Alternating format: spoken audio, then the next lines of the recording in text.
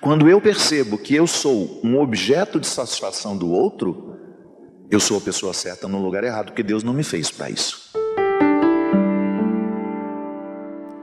Eu sempre acreditei muito que eu sou a pessoa certa, mas às vezes no lugar errado. É um movimento de conversão. É uma frase que eu me repito todo santo dia. Eu sou a pessoa certa, Deus não errou comigo, mas eu estou no lugar certo. E às vezes acontece. Posso muitas vezes estar no lugar errado, sendo a pessoa certa. Isso acontece muito no trabalho. Às vezes você é uma pessoa super competente para aquela função, não para a que você está atualmente.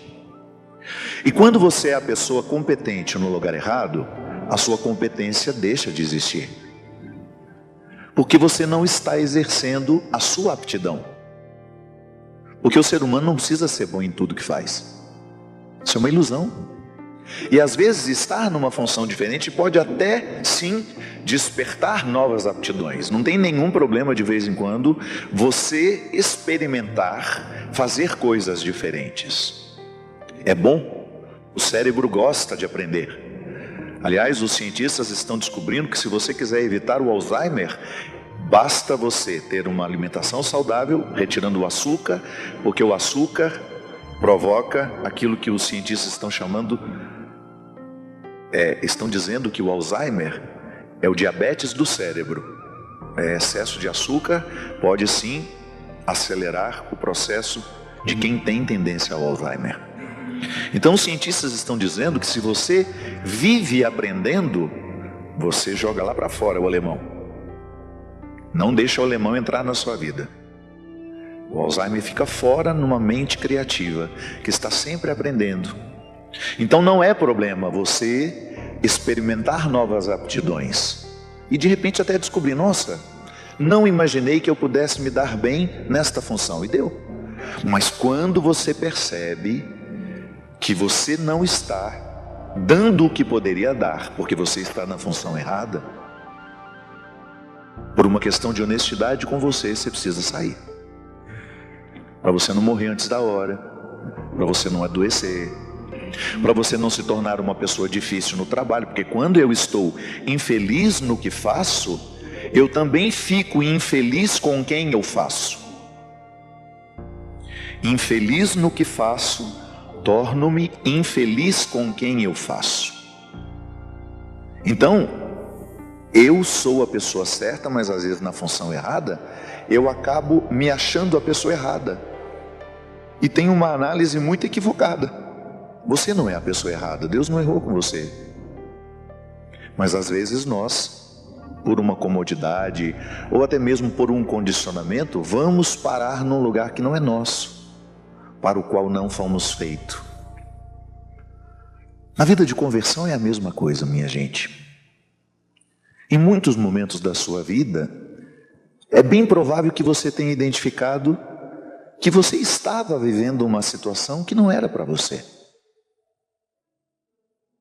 Por exemplo, um relacionamento abusivo. Toda vez que eu vejo alguém dentro de uma relação abusiva, eu tenho consciência de que aquilo não era para ser assim. Deus não nos criou para que nós nos tornássemos escravo de alguém. Escravo espiritualmente, escravo sexualmente, afetivamente. Não. Se eu estou dentro de um relacionamento abusivo, eu sou a pessoa certa no lugar errado. Eu preciso dar um passo na minha libertação. E eu sei que às vezes é difícil. Libertar-se de um relacionamento abusivo é muito difícil. Porque quando o relacionamento abusivo se estabelece, todos os condicionamentos já foram feitos. Porque é uma espécie de cativeiro, né? Não sei se você já teve a oportunidade de ler o meu livro Quem Me Roubou de Mim, que aliás está saindo numa edição totalmente reescrita. A primeira edição foi aqui na Canção Nova e agora ele está sendo relançado pela editora Record. E eu praticamente reescrevi o livro, eles mandaram para eu corrigir. Dá uma olhada se você quer mudar alguma coisa. eu acho que o livro que tinha 180 páginas passou para 250. Foi bom, porque foi uma nova interpretação das novas formas de escravidões que o mundo gerou. O livro foi escrito em 2006, eu acho. Então já são muitos anos desde que eu o escrevi. O mundo gerou novos cativeiros, o diabo agiu.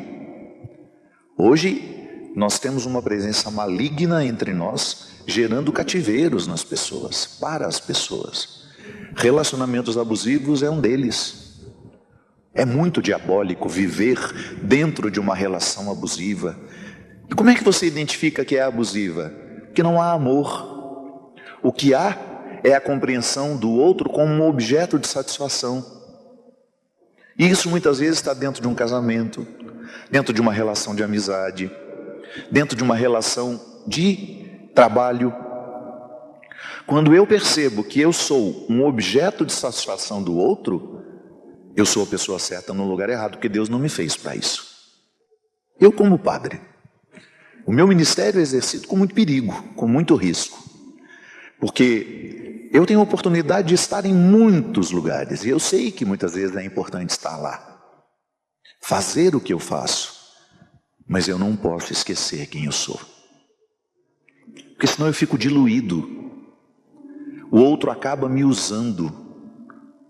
Não posso. Um sacerdote nunca pode ser usado por alguém, usado por uma instituição, usado por uma estrutura, por uma empresa, não.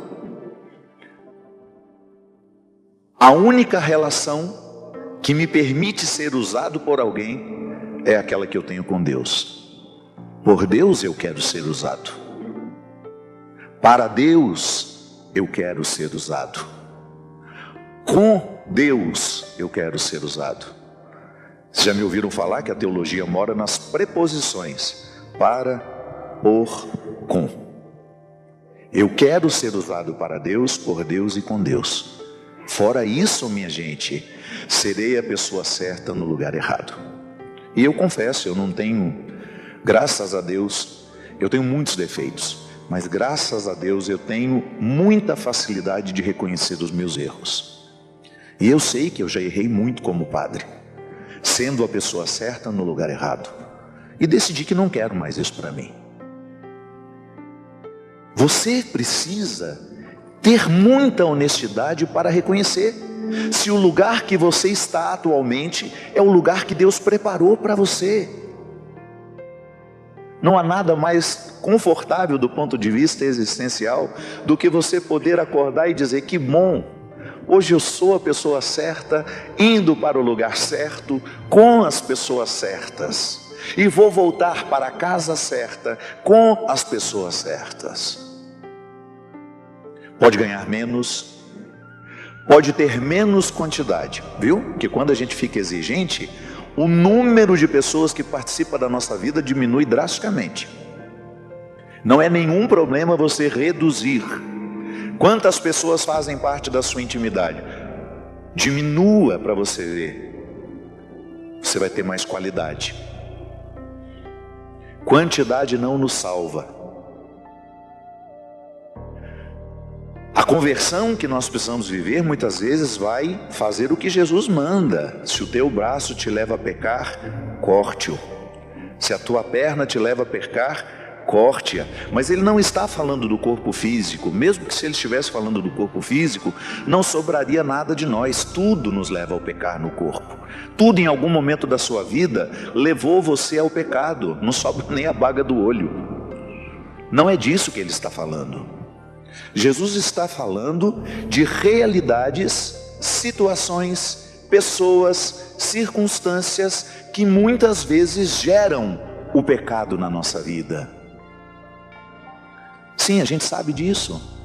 Por exemplo, se eu sou alcoólatra e quero me livrar do vício do álcool, eu preciso radicalmente cessar a convivência com as pessoas que me levam ao álcool. Você não vai conseguir parar de beber continuando tendo os amigos que bebem. Não se trata de desprezar aquelas pessoas, não, minha gente. Você não precisa desprezar alguém para retirá-la do seu convívio. Você pode fazer isso de forma cristã, de forma elegante, inclusive dizendo: olha nos olhos e fala: olha, eu preciso parar de beber. O álcool está destruindo a minha vida, está destruindo a minha família. E se eu continuar convivendo com você, saindo com você, eu não vou conseguir viver essa mudança, porque você me influencia. Agora, se você quiser parar junto comigo, aí nós dois vamos nos fortalecer. Aí é diferente. A gente precisa ter muita honestidade. Ou então, se você é um homem casado, você percebe que tem uma colega de trabalho que está atraindo de uma forma diferente. Você quer continuar fiel à sua esposa. Se você não for honesto com você, muito em breve você será a pessoa certa no lugar errado. Porque a traição que você estará vivendo não fará bem a você. E não fará bem à pessoa também. Então, muitas vezes, a conversão, ela vai exigir de nós uma honestidade para a qual nós não estamos preparados. Não foi sem motivo que Santo Agostinho dizia que para eu reconhecer um pecado na minha vida, eu tenho que estar movido pela graça de Deus.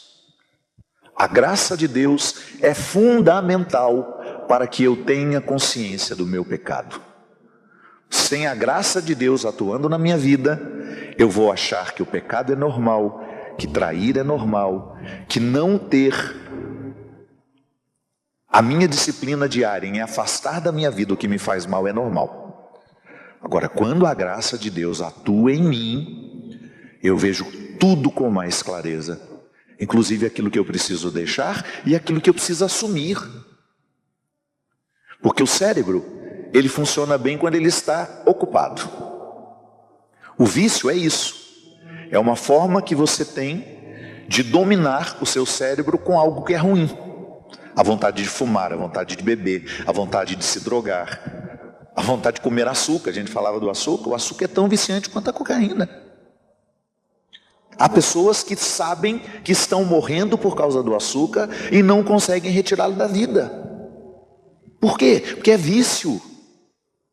Não é só uma decisão: eu vou parar de comer açúcar. Eu me lembro quando eu precisei parar, por uma questão de saúde, a luta que foi. A luta continua até hoje, porque eu continuo sem. São 5 anos de abstinência. São 5 anos sem o açúcar circulando no meu sangue. O açúcar, né, o industrializado, porque o açúcar do alimento não tem como. O arroz que eu como vira açúcar, a batata, o carboidrato de absorção simples vira açúcar rapidamente. Por isso que eu opto por carboidratos mais complexos, coloco uma salada dentro, coloco uma fibra para diminuir o volume de açúcar circulando no meu sangue. Porque senão eu continuo viciado, comendo batata, comendo macarrão. Então eu tenho consciência de que o açúcar na minha vida é um vício. Eu preciso ocupar a minha mente com novas informações para que eu me livre do vício. É racionalizando que a gente vence. Toda vez que você estiver atraído por uma mulher que você sabe que colocará em risco a sua fidelidade, a vida da sua família e dos seus filhos, racionalize: eu quero esse inferno para mim? Ou eu quero continuar sendo feliz lá no meu lar, no lugar que é meu, no lugar que eu construir para ser meu, no lugar onde as pessoas me esperam, no lugar que as pessoas são capazes de dar a vida por mim? É difícil. Ser a pessoa certa no lugar certo é um caminho de conversão diária. Diariamente eu preciso optar pelas realidades que vão me ajudar a estar no lugar certo. E sabiamente poder dar continuidade a isso. É tão bom, minha gente. Não tem nada mais desconfortável do que a gente deitar a cabeça no travesseiro sabendo que nós fomos a pessoa certa no lugar certo. Hoje eu vivi como gostaria de viver. Hoje Deus teve todas as oportunidades de me conduzir. Em nenhum momento o diabo assumiu o controle da minha vida. Em nenhum momento o diabo assumiu o controle das minhas escolhas. É libertador você poder dizer: hoje quem me conduziu foi o Espírito Santo. não falei mal de ninguém. Porque quando eu falo mal de alguém, eu sou a pessoa certa no formato errado. Um cristão não fala mal de outras pessoas. Um cristão não odeia. Pode até ter um ímpeto, viu, minha gente? Eu posso ter até um movimento do ódio dentro de mim, mas eu não deixo ele crescer. É o que dizia o sábio: eu não posso impedir que os passarinhos voem sobre a minha cabeça, mas eu posso impedir que eles façam ninho. O ódio é a mesma coisa.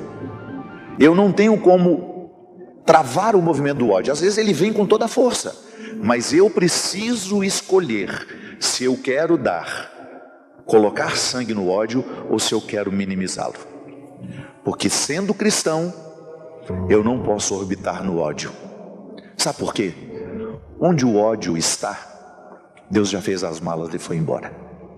Deus é amor. Deus é amor.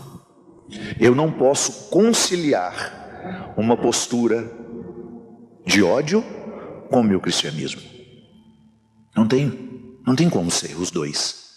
Ou eu sou fofoqueiro, ou eu sou cristão. Os dois eu não posso ser. Então é muito bom quando no final do dia você percebe que o Espírito Santo conseguiu controlar todos os seus impulsos humanos. E você foi a pessoa certa no lugar certo. Que o Espírito Santo continue nos iluminando, continue tendo acesso ao nosso coração e regando a terra do nosso coração para que nós sejamos sempre um território dócil à sua ação. Derrame sobre nós a bênção e a proteção do céu, do Deus Todo-Poderoso, Pai, Filho e Espírito Santo. Amém.